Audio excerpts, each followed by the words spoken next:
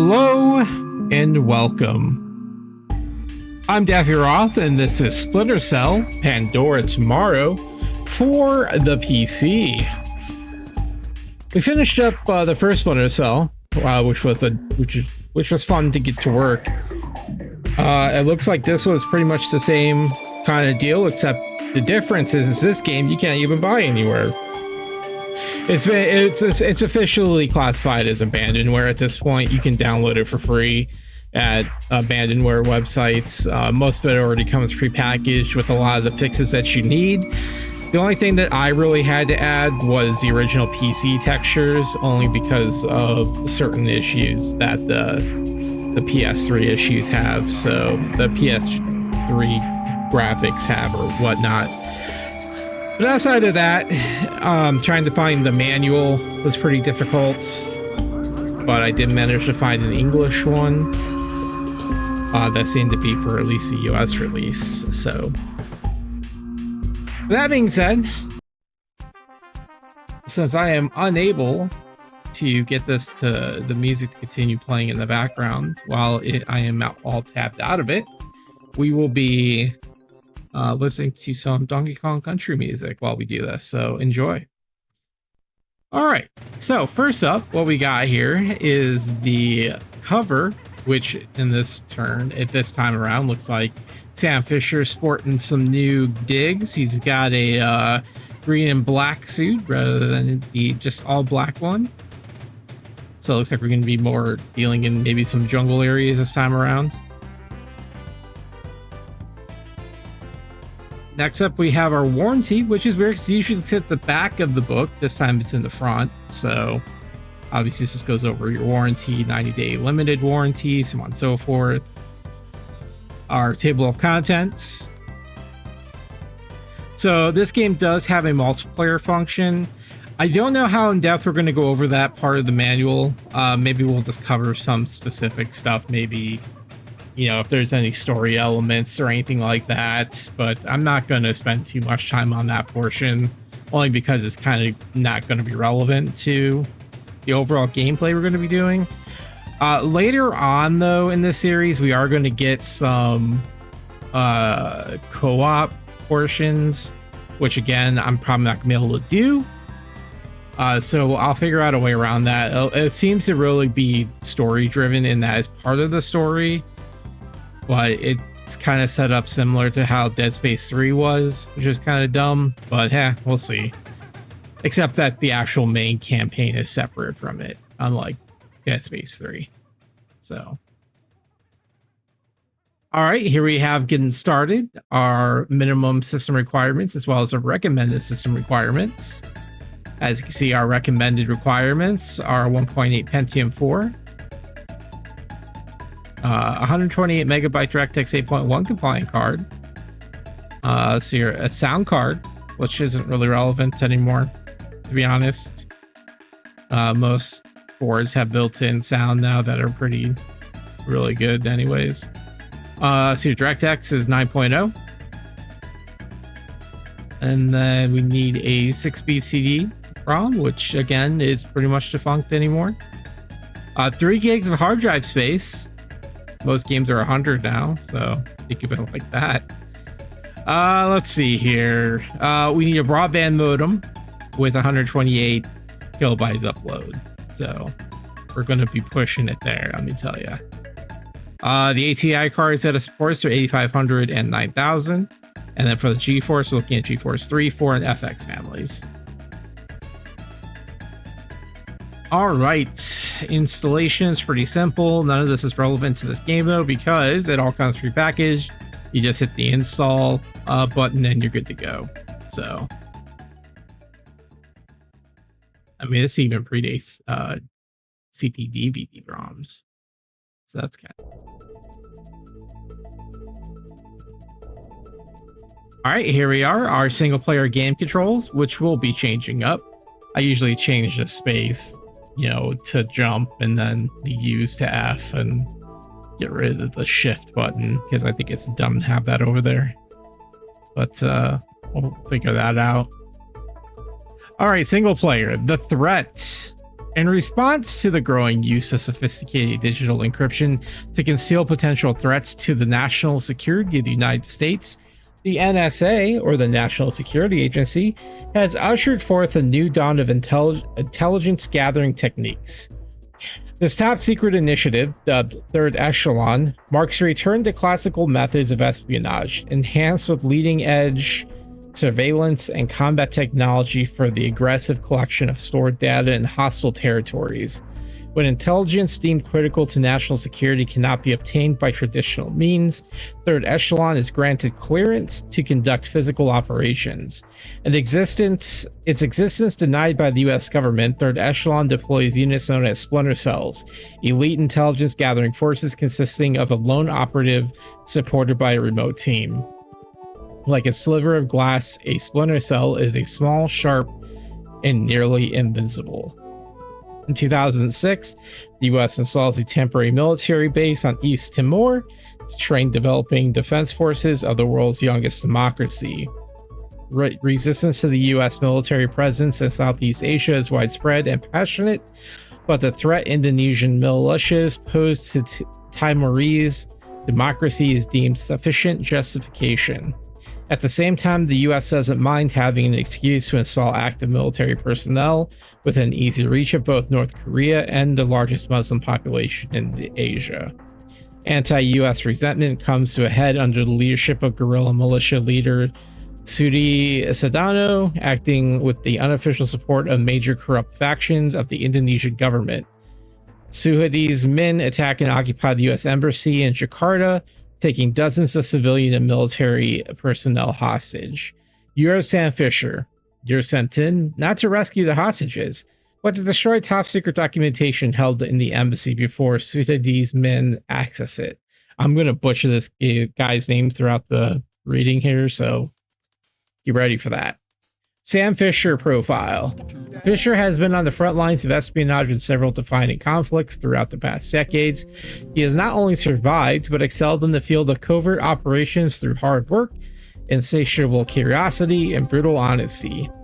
He has little time for polite niceties and even less for lies.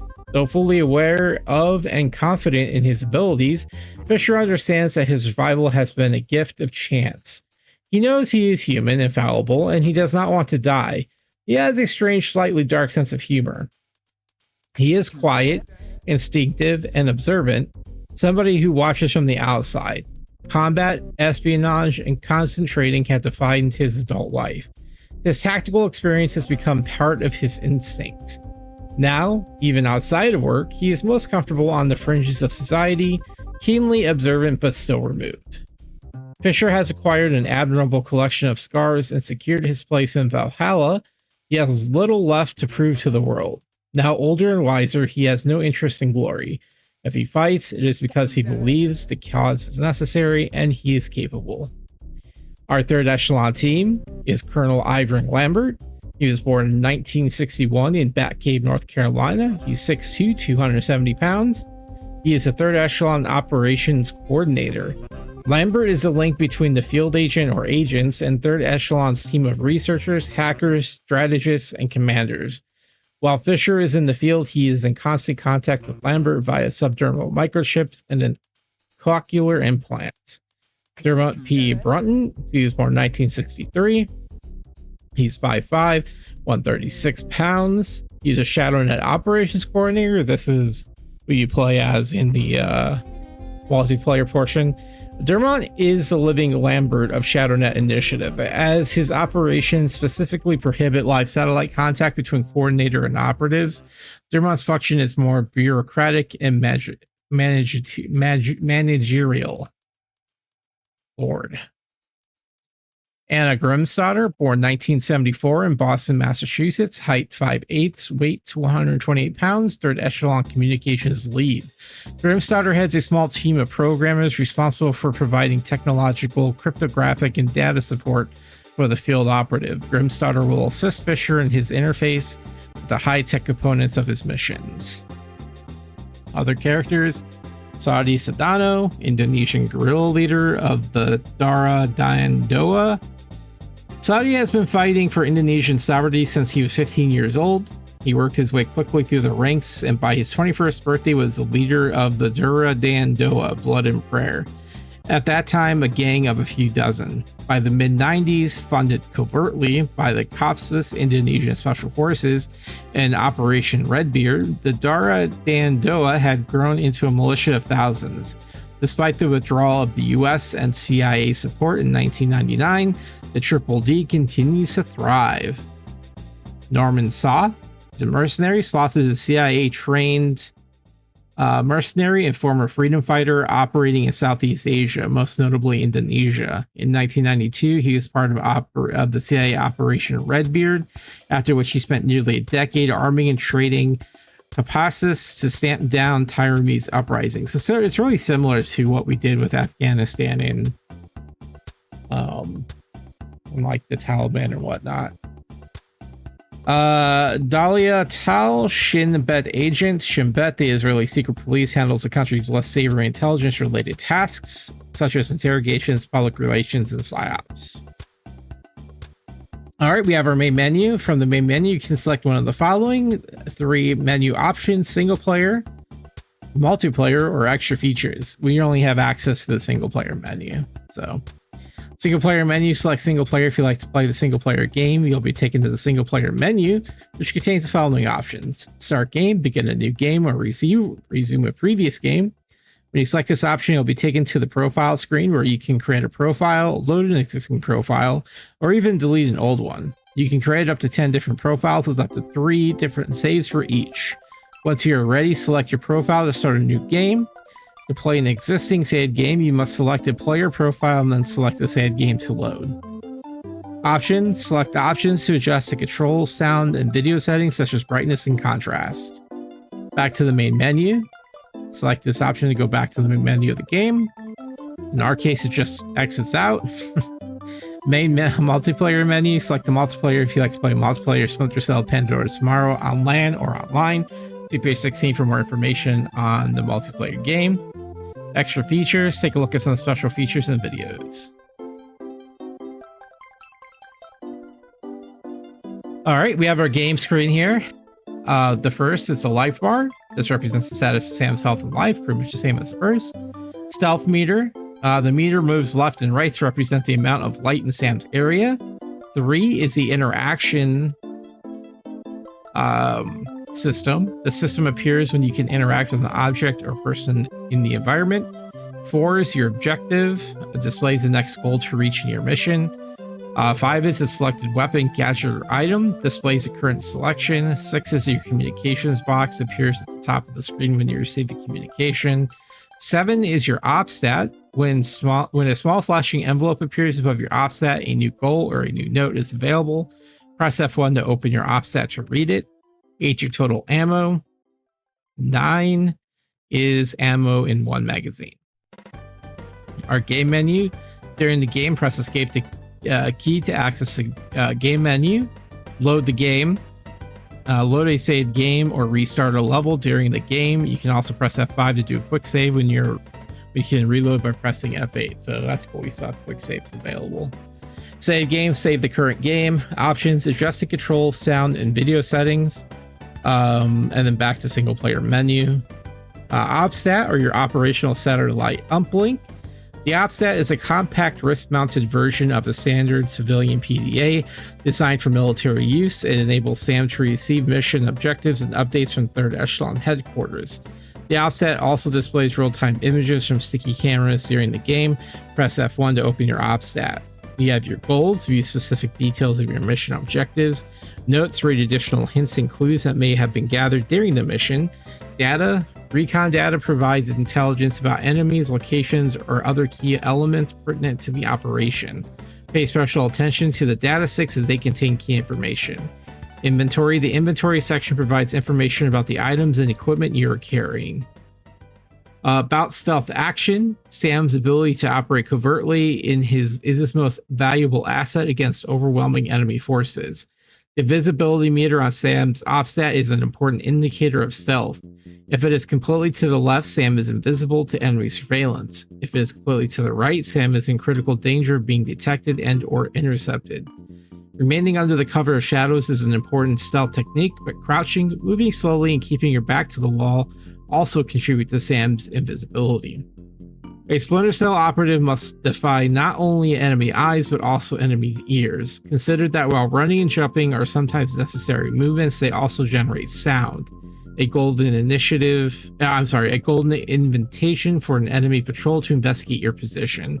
Moving slowly while crouched is much more likely to avoid enemy investigation. Alarms. Note that if an enemy detects Sam or even suspects the presence of an intruder, they have been specifically trained to alert nearby comrades or trigger an alarm. Rather than engage Sam by himself, they will be more prepared and armed each time a new alarm level is reached. And because of extremely covert nature of Splinter Cell operations, indiscretion with alarms can lead to a third echelon boarding a mission. Sam's actions and movements. Each time Sam can perform a special action, an interaction systems menu will open. Press action space and hold it, and then use your mouse wheel or W and S to select the action you want to perform. Release action space to validate your choice. Basic movement. The basic movement speed when you press W is to walk. Use the mouse wheel to increase or decrease your movement speed. Since moving slowly allows greater stealth than running quickly, it is important to remember to exercise control. An enemy who hears you behind him can always spin around and shoot faster than you can cross an open area. While it may seem unnerving to move slowly through a well-lit space for an enemy nearby, it's often lethal to try to dash across the space. Next up, we have basic moves. Sam has a wide range of moves. Knowing how to get around and how to do it undetected is critical. So we have our crouching. We just press crouch, C to crouch. It's slower and quieter, and we're less visible. Mantling, press jump and press forward into low objects like crates, tables, and Sam will crawl or mantle onto them. Climbing to climb a pipe, ladder, vertical cable, or fence, simply walk into it. Press the C to jump off. Close attack. With your weapon holstered, press the primary fire button when very close to an enemy to hit with them with your elbow. Back to wall. Press the Q key when standing or crouched to put Sam's back to the wall. Sam is less visible with his back to a wall. Shimmying, press jump to grab and hang from ledges above Sam's head. You can move left and right, as well as pull himself up if there is room. Press the C key to let go of the ledge. Hand over hand, press jump to grab and hold a horizontal pipe. Bring Sam's leg up to clear the obstacles by pressing jump or shift again. Zip line, press jump to grab hold of a sloped wire or zip line. Sam will slide down automatically. Raise Sam's legs by pressing jump. Press crouch to let go. Advanced moves. Advanced moves are just as critical as basic moves. Mastering these will allow Sam to move through his environment with much greater safety and precision. Many of these advanced moves are combinations that allow Sam to attack. For information on equipping and using weapons, refer to the next section. Weapons, gadgets, items, and in-game elements. Rolling, press and hold crouch, the C key, while moving to do a roll. Split jump. If Sam is in a quarter that is about as wide as he is tall, press jump and then jump a second time to allow him to enter the split jump position.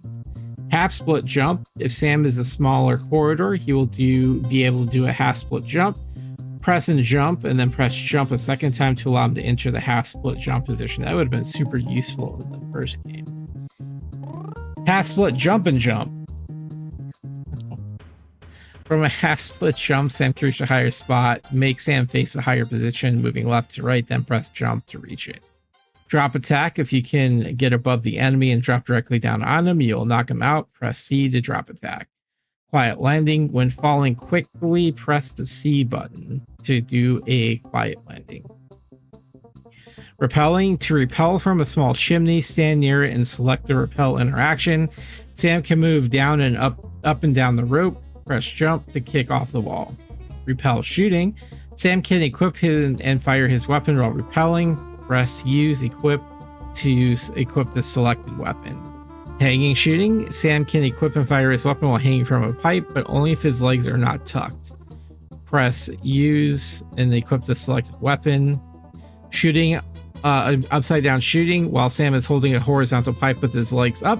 Press use to withdraw his weapon hanging by his legs. Split jump shooting. Sam can equip and fire his weapon while the split jump position. Use E to equip the selected weapon. So I guess we can't do that in the half split jump. Well, back to wall shooting. When Sam approaches a corner with his back to the wall, he will automatically peek around the corner. Press the E key while peeking to equip the selected weapon, and he can shoot around the corner. Back to wall throwing. While peeking, press next weapon, previous weapon. To select an object you can throw, press use or equip to equip it. While equipped, you can adjust the throwing length by pressing secondary fire. Press primary fire to throw it. The SWAT term. While Sam is peeking at an open door or a small corridor, press action to perform a SWAT turn. The SWAT turn is a highly trained special forces movement that makes you almost invisible. I'll have to figure out what that is. I almost want to feel like this cut the pie, but who knows. Non-player character linked moves. Sam has several special moves that can only be performed on NPCs or non-playable characters.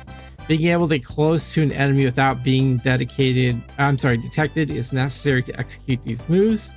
Move bodies. Sam will need to hide dead or unconscious bodies in order to prevent them from being discovered. Select the body interaction to carry a body. Press action to put him down quietly, or press use or equip to equip a weapon and drop the body in a hurry. Grabbing. Grab an enemy by sneaking up close to him undetected and selecting the grab character interaction. Human shield. While holding an enemy, you can press and use or equip to equip your sidearm and fire at other enemies while using the enemy you're holding as a human shield. Interrogation. Some NPCs can be interrogated for useful information. While holding an NPC, select the interrogate interaction to make him talk. Force cooperation. Some objects in the world can't be used by Sam, but there may be NPCs who can use the objects for him. To force an NPC to cooperate, grab him, drag him to the object you want to use, and select the force cooperation interaction. Other actions. Reload. Press the R to menu reload your weapon. Whistle. Press the X key to whistle. Enemies will come when they hear you. Oh, that's neat. Rate of fire. When you're using the SC20K, press the Z key to change your rate of fire. So we got a new rifle this time around. Same one, just different version. So here, change of vision. Press 2 to activate night vision, 3 to activate thermal. Alright, next up we have our weapons, gadgets, items, and in-game elements. During the game, press Control to access a quick inventory. Use your mouse to select an item. To use an item, press the primary fire or left mouse button. Weapons and gadgets, see SC20K. The bullpup configuration of this assault rifle makes it light and compact without sacrificing firepower. 5.56 by 45mm SS109. Its modular configuration allows it to be customized to fit any mission profile. Equipped with a flash and a sound suppressor and combined with a multi-purpose launcher, the SC20K becomes the obvious choice of weaponry for Sam when he is infiltrating enemy territory. When you've equipped the SC20K rifle, check the middle mouse button to go into snipe mode. Use the mouse wheel to zoom in or out. You can also use page up or page down. The SC20K's multi-purpose launcher, press primary fire, left mouse to fire with the launcher. The launcher cannot be fired in snipe mode. See, it was the right mouse button, so it's going to be interesting to see how this works in this game. Ring airfoil projectile, a high-impact, zero-penetration projectile designed to incapacitate rather than kill. Note the air ring airfoil is much more effective if it hits the head. Sticky camera, a miniature camera with full pan and zoom functionality, plus night and thermal vision modes. The sticky camera feeds its image directly to Sam's OpStat. Sticky cams are reusable. The camera is also used to record conversations not directly accessible by Sam. A high voltage, this is the sticky shocker, a high voltage discharge device coated in adhesive resin. The sticky shocker will adhere to an enemy and give him an incapacitating shock. Hint, fired into pools of water, the sticky shocker can neutralize multiple opponents. I don't know if you were able to do this in the first game. I think I tried. Now they did kind of make it obvious to do that in the DLC one, where you're in the server room with the leaking water, but I used gas grenades. Distraction camera. This camera can be triggered to attract enemies with sound and then dispense a cloud of incapacitating gas nearby. I don't know if I ever got those in the first game. I know that I thought they were supposed to be in there, but I don't remember ever actually having them to use. Gas grenade. The standard gas canister grenade can incapacitate groups of enemies. Prolonged exposure causes unconsciousness. Flashbang grenade. Grenade's a powerful lighting effect that can blind you at medium range. Chaff grenade. When exploded, it releases a cloud of magnetic particles, which will disable electronic devices in its radius. This also affects Sam's gear. Laser aiming. The pistol is equipped with laser aiming to allow better accuracy, but be careful. The red spot can be detected by enemies. Lockpick, standard set of picks, wrenches, and probes for bypassing standard cylinder locks. Press the different direction keys W, A, S, or D until you see and hear the first pin begin to move. This means you press the D key. Keep pressing this key to release one of the pins in the lock. Repeat until all pins are released. Disposable pick, unconventional lock picks. These micro explosive shaped charges deliver a quick impact to any standard lock cylinder that will shatter the pins that unlock the door. So I didn't really use these in the first game, mostly because based on the descriptions, it seemed like it would make noise, but it seems to be more like acid than an explosion. Like you press it, it goes and then the door opens. So I don't know. Laser microphone, or TAK, tactical audio kit. A laser operated microphone integrated into the SC pistol that enables the user to read the vibration off certain surfaces, mainly glass window, used to listen in on conversations. Camera jammer, which I actually found very useful towards the end game. The camera jammer emits microwave pulses that disrupt the surveillance cameras. The battery has to be recharged after a short time. Optic cable, the flexible camera cable can easily be slipped under doors to view the other side, complete with night and thermal vision enhancement. If only we could turn off the night vision, that'd be great. Goggles, night vision goggles amplify very low existing light, especially lights at the lower end of the infrared spectrum. The thermal vision headset is an essential tool in low light situations. This technology differs from night vision in that it captures the upper level of the infrared light spectrum, which is emitted as heat rather than reflected as light. Alright, next up we have our items. Some objects like grenades, flares, or other miscellaneous objects in the world can be thrown. To throw an object, equip it and press the E key. A series of reticles on screen will show your aiming trajectory. Use the mouse to aim and the right mouse button to flatten or arch the trajectory. Press the left mouse button to throw the object, or press E again to abort the throw. We have a wall mine. The wall mine is a motion-sensitive explosion device that can be attached to almost any surface. To deactivate and pick up a wall mine, wait for the green light. Emergency flare. These standard road flares also emit a great deal of heat, making them useful for distracting heat sensors such as those found in automated turrets.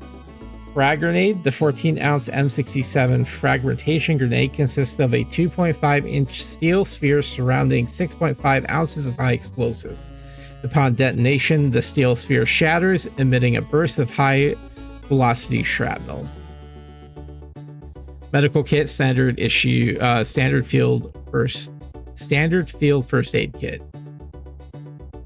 All right, next up we have our in-game elements. Enemy static defenses present a wide range of potential obstacles to overcome, from simple keypads that control doors to automated turrets that detect heat and movement and fire on intruders. We have an alarm panel, standard alarm switches that can be triggered by enemies to alert nearby comrades. Because of the extremely covert nature of Sam's operations, indiscretion with alarms can lead to third echelon aborting a mission. Automated turret, heat and motion sensing turrets with an independent friendly fire, IFF. recognition system. Turrets can be hacked from their attached control computer. Either deactivate a turret entirely or disable its IFF system. With IFF disabled, the turret will still attack Sam, but will also attack enemies. Use the arrow keys and navigate in the attached control computer. Surveillance camera, standard off-the-shelf surveillance cameras that can detect movement and have the ability to trigger alarms. This type of camera is fragile and can be destroyed. Armored camera, except for the bulletproof casing, these cameras are identical to the standard surveillance camera. Keypad lock, standard push-button security pads linked to electromagnetic locking system in a door. Only the correct code will allow a keypad lock door to open. Multiple failed attempts to enter a code will sound an alarm. Retinal scanner, a locking device that reads the unique imprint of a person's retina before unlocking a door. No one without access can open a retinal scanner lock door, but those with the correct retinas can sometimes be convinced to open them for you. An incorrect retinal scan automatically triggers an alarm. Booby trap, this basic grenade links to a small cable. Motion detector, when Sam is moving too quickly near a motion detector, it releases a powerful lightning effect that can blind at medium range. Alright, we're moving on to the multiplayer. The principle of the game. This game is based on two opposing teams of human players. The ShadowNet team must move forward without being spotted, analyze its environment, and fulfill the conditions for victory. The Mercenaries team, Argus Corp, must prevent the ShadowNet team from making progress by tracking them down, finding them, and eliminating them. So we have three different game modes. We have the neutralization mode, which are your objective as a ShadowNet is to find the viral containers, the ND133s, and neutralize them.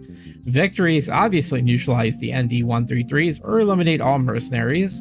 Rules: to neutralize an ND133, position yourself in front of it and press the action or space button. Neutralizing takes time, but you can break off whenever you want and take it up again where you left off. The Argus Corporation, their objective is to protect the containers and eradicate the intruders. The victory is eradicate all intruders or protect the ND133s within the time limit. Alright, next up we have the extraction mode. The ShadowNet team must find the ND133s again, take the tubes, and bring them to the extraction point. Victory, bring back enough tubes to the extraction point. Rules: to take the ND133 tube, position yourself in front of it, and press the action button. Then take it back to the extraction point. Argus Corporation is to prevent the intruders from stealing the tubes and eradicate the threat they constitute. Victories: eradicate all intruders or protect the tubes within the time limit. Rules: protect the tubes or their supports. You can retrieve a tube stolen by an intruder by eliminating the intruder before he reaches the outer limit of the site and passing over the tube. Sabotage: ShadowNet team must find the ND133s and neutralize them by placing a modem nearby. Victory: neutralize the ND133s using modems or neutralize the mercenaries. Rules: place a modem on a wall near the ND133 by pressing the action key. The ND133 will be neutralized at the end of the countdown. If the modem is destroyed, placing a new modem will resume the countdown from where it stopped. Press a new modem from your ammo pack. It's like these have an infinite number of modems. The Argus Corporation, their objective is to protect containers from intruders who try to neutralize them with their modems. So your victory: eradicate the intruders or prevent them from neutralizing the ND133s. Rules: protect the ND133s from modems. When a countdown appears, look for the modem in question and neutralize it by removing it or shooting it. Alright, and here we are. Here's our keys. Now, I do think Argus, the ShadowNet's all in third person, like the normal game. And then the Argus Mercenary Controls is all first person from what I've seen. So, okay, moving on. We have our quick start. Obviously, it's the same thing as the single player. You just choose the multiplayer and then start. We have our menu details, your equipment. I assume it's probably going to be, probably different loadouts. Here, it's pretty much all the same settings, all that stuff. Like I said, we're not going to spend too much time on this. Going to the next page here, you can create this. Continues going over the game. You know, whether you create a match, find yada yada yada, tools, our game screens. So this is for the shadow team. So you have your tactical radar. The radar displays the position of your teammate and locked enemies. Only appears when something needs to be displayed. The ND133 counter displays the number of objectives left to win and the objectives already taken. Let's see here. 3 is the capture timer. Displays the remaining time for an ND133 to be neutralized by ShadowNet team. 4 is time remaining in the game. 5 is your energy bar or health bar. No, actually, I'm wrong. 5 is your endless stamina. Over shoulder view when an energy bar is filling. It is an indication of the enemy energy available for the spy electrical gun. 6 is your status messages. 7 is your interaction menu. 8 is your game info screen. 9 is your life bar. 10 is your current gadget. 11 is enhanced reality. This indicator displays information about the position of the ND133 and the distance between the player and this ND133. So as I said, the Argus does have first person mode. System info, let's see here. Displays messages concerning your equipment status. 2 is your status messages, displays instructions and alarm messages indicating the name and position of the alarms that have been triggered. 3 is your game info. 4 is your life bar. 5 is your ammo indicator. 6 is your current gadget. 7 is your tactical radar. 8 is time remaining in the game. 9 is your ND133 counter. 10 is your capture timer. 11 is your interaction menu. 12 is your enhanced reality. And 13 is your reticle, your aiming device. All right, and here we have our ShadowNet team members' abilities. We can sneak, walk, and run. You can change your character speed by scrolling the mouse wheel up or down. You can crouch, jump, wall jump. You can shoot, use the gadget, interact. Pretty much all the stuff that Sam can do. The ledge hang. If you miss a jump, fall off a platform, or jump from below a platform, you can hang on to the ledge, which you can do. Climbing halfway up an object. If you're confronted with an object you cannot climb onto, but you can also climb. Ooh, the fence climb. That's important. The hand over hand climb. The hang. And the ladder climb, the vertical pipe climb, the zip lines, the split jump, back to the wall, the roll, the grab, the elbow shot. So your Argus corporations, they can also sneak, walk, and run. They can also crouch, jump, and shoot. They can reload, use a gadget, and interact. Special abilities, pupil adaptation. This ability is a version of a natural phenomenon. When you go into a very dark room, it is virtually impossible to make out the slightest shape. After a few minutes, the pupil dilates, allowing more light into the eye, slightly improving your vision in darkness. So if the mercenaries remain motionless, or if he moves very slowly through a dark room, the ambient light will gradually increase. This increase enables the mercenary to determine certain shapes and a few spies too. Charge and weapon slam. You can swing your weapon at your opponent to push him back at close range by pressing the action key. While moving, weapon slamming will cause your character to dash forward from a charge in the specified direction. Please note that it will take a few seconds to recover your full speed after a charge. So weapons. The spy is obligated to kill no one and to leave no trace. To meet this obligation, he only has one non-lethal weapon, the sticky shocker. The weapon emits electrical discharges that put the person hit into temporary shock. The player can fire limited consecutive discharges before his or her weapon is completely discharged. It recharges automatically in the course of time. To shoot, you must hold the weapon in your hand.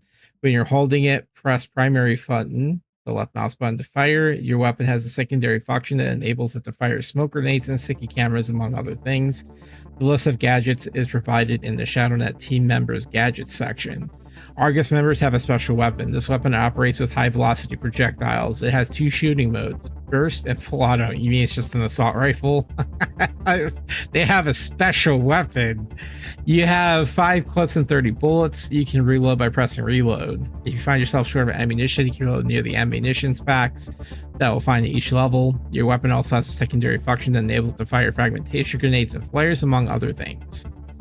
All right, so for the ShadowNet, you have enhanced reality. This function is similar to military targeting systems. It enables you to locate an ND133, providing a 2D representation of its position, its state, and its distance from you. You can toggle enhanced reality on or off by pressing enhanced reality. We have our night vision goggles. Night vision goggles amplify the ambient light, particularly emissions from the lower end of the infrared spectrum. To use night vision, press the night vision key. Thermal's the same. Binoculars are the same. The following gadgets can be operated in the same way. Oh, hey, well, actually, for the binoculars, you can targeting someone using binoculars, you can intercept his target. Binoculars. I'm not sure if Sam has binoculars, but it says when you're targeting someone using binoculars, you can intercept his communications. That's kind of cool. The following gadgets can be operated in the same way. Select it from the inventory, then take your weapon in your hand, aim, and fire the gadget. We have spy bullets. These are dual purpose cartridges. They either temporarily mark an enemy hit by the bullet, he appears on your radar or on your teammate's radar, or if the bullet hits a wall or another part of the environment, transform the zones into a point of impact into a radar, making it possible to locate any enemy entering the active zone. When an enemy is tagged, you can hear his communications as well. Sticky cameras. The miniature camera has many functions: zoom, night vision, thermal vision, gas jet. Chaff grenades. This grenade emits electromagnetic particles. When it explodes, these particles disrupt and neutralize electronic devices, surveillance cameras, motion detectors, laser mines, as well as mercenary vision. When the particles have discharged their magnetic field, the neutralized devices operate normally again. Noise emitter. This accessory is also dual purpose and emits a series of noises similar to those made by a spy, a logical and realistic sequence of sounds. The aim is to fool the mercenaries. When fired near a detection system, camera, presence detector, etc., it can also trigger the detection system, again deceiving the mercenaries. Flashbang grenade. This grenade temporarily blinds characters when it explodes in their field of vision. Smoke grenade. This grenade gives off a cloud of smoke when it explodes. The cloud enables shadow team members to move forward without being spotted. The smoke also slows down the hampers and neutralizes any Argus Corporation members within the cloud. So the Argus Corporation's members' gadgets, they have enhanced reality. It's the same as the spies. They have a flashlight. It's special. Laser sight. The laser sight is a laser beam projected from the weapon that makes it possible to identify a character even if he's in shadow. To activate the laser sight, press the laser. Position of an enemy spotted will be transferred onto your teammate's radar as well. You have EMF vision. With EMF vision, you can locate interference given off by electronic devices. If an object with functioning electronics, a computer screen, spy goggles, when used for special vision, etc., is within the field of vision, it is picked up by the EMF vision and displayed in white. A spy going through a phosphorescent grenade will also appear in EMF vision. To activate this vision, press EMF. Motion vision. With motion vision, you can reveal air turbulence created by spies or objects in motion. Whether a moving object is located, a frame appears around it, making it easier to distinguish the object in question. If the object disappears from direct field of vision without obstacles between the object and the player, or if the object speed is too low, the frame gradually disappears. To activate motion vision, press movement. Binoculars is sight mode. The mercenaries have special binoculars that enable them to zoom in. 3 possible zoom levels with a magnification of 2, 4, or 6, and above all, fire. To shift into the special view mode, then snipe, you can change zoom mode using zoom in and zoom out to hold your breath for greater precision when aiming. Keep breath pressed down. You can only hold your breath as long as the breath gauge is not empty. Note, when targeting someone using snipe binoculars, you can intercept his communications. Mine's pretty obvious. Spy trap. This device is a locating system. So basically, you could just trap people. And you got a taser, flares, fragmentation, and phosphorus grenades. So you got passive. You got surveillance cameras, motion detectors, lasers, destructible lights, extinguishers, ammunition reloads, and health reloads. So pretty standard there. All right, and now we have our ad for the Sony Ericsson P900 PDA. use it in game. Now you can use it IRL, which is probably not very useful anymore. Then of course we have our Sound Blaster Audigy 2 NX, which again, kind of useless. I haven't used speakers in so long. I like that they show playing on a laptop. Like, who's going to be playing on a laptop? All right. Then we have our renderware physics, our basic just copyright information, and then our technical support.